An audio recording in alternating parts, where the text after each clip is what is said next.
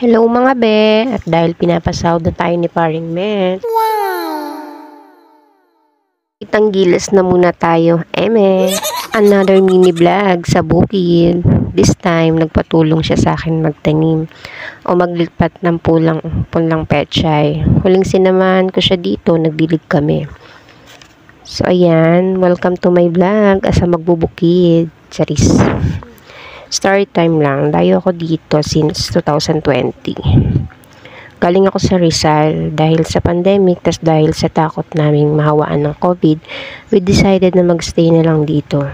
Sa una mahirap, tas pahirap ng pahirap.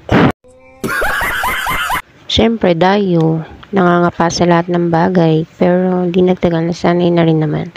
Actually, hanggang ngayon naman, nangangapa pa rin ako. Pero inaaral ko naman buhay dito tulad nito, pagtatanim. So, ayan, dami sabi. Napunta na ako dito sa tinataniman niyang lupa. May kalayuan dito, natanong ko na siya, ayun, nagukol siya ng balon dyan. Doon siya kukuha ng tubig sa pagdidilig ng pechay. So, ayan, pababa na ako.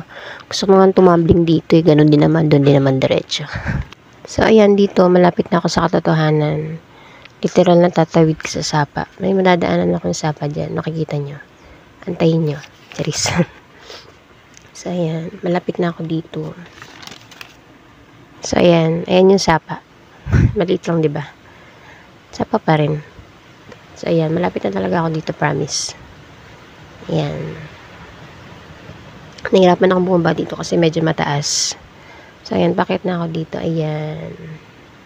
So, ayan. Nandito na tayo. Pinuntahan ko muna siya. Nag-uukay siya dito ng balon, istakan daw ng tubig para dyan na lang daw siya kukuha ng pandilig.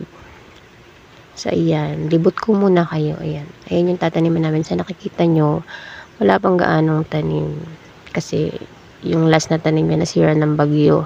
So, ayan. Back to zero. Panghihinaan ka talaga ng loob pag ganito eh. Sayang yung hirap, mga gastos. Nilusaw lang lahat ng nagdaang bagyo. Pero walang susuko sa pamilyang to. Hanggat may lupa, magtatanim tayo dito. Oh my! Dito, nag-uumpisa na nga kami. Medyo nangangapapa ko syempre. Baguhan eh. Tapos dito, tinuturuan niya na ako. Kala ko kasi basta ibaon yung pula, okay na. Tapos ayan, mga 2 PM pala yan ng hapon. Grabe yung init, pero medyo kumukilimlim din naman.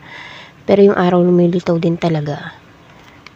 Grabe talaga yung init. Buti na lang naka-sunblock ako dyan. PM nyo ako sa link. Ayan, nagbenta pa nga. Ayan. So, nakikita nyo naman na pag-iiwanan ako, be. Pero, ang importante, umuusad ako. Alam nyo, walang halong eme. Nakaka-enjoy din pala yung magtanim. Tas kaming dalawa lang ni partner. Parang bonding na rin namin. Tapos, pagkatapos namin sa unang plat, na tinaniman namin, sinunod na namin itong pangalawang plat. So, ayan, pagkatapos namin dyan, syempre, nag-break muna kami. Nakakapagod kaya, be. Mukha kami nagdi-date sa bukid, eh, no? Dito, makikita nyo, nagdidilig na siya. Kasi, ang init na.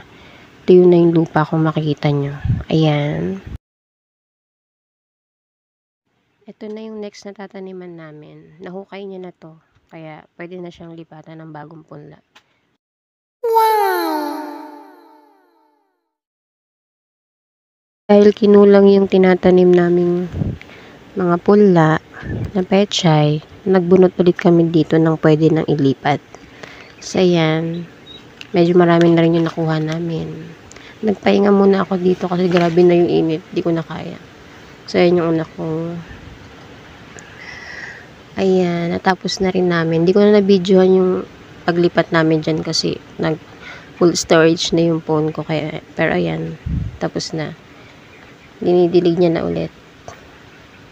So, ayan, nakaka-enjoy talaga. Pero, nandun pa rin yung pagod. Talagang mapapakanta ka na lang ng magtanimay, di biro. Maghapong nakaupo. Charis. Nakalimang plot din kami, ha. So, 3 times a day siya nagdidilig. Pero, pag mainit daw, pag grabing init, 5 times a day. Para daw hindi matutong yung bagong pulang lipat na pechay. So, ayun lang muna for today's video. Salamat sa panonood. Please support farming.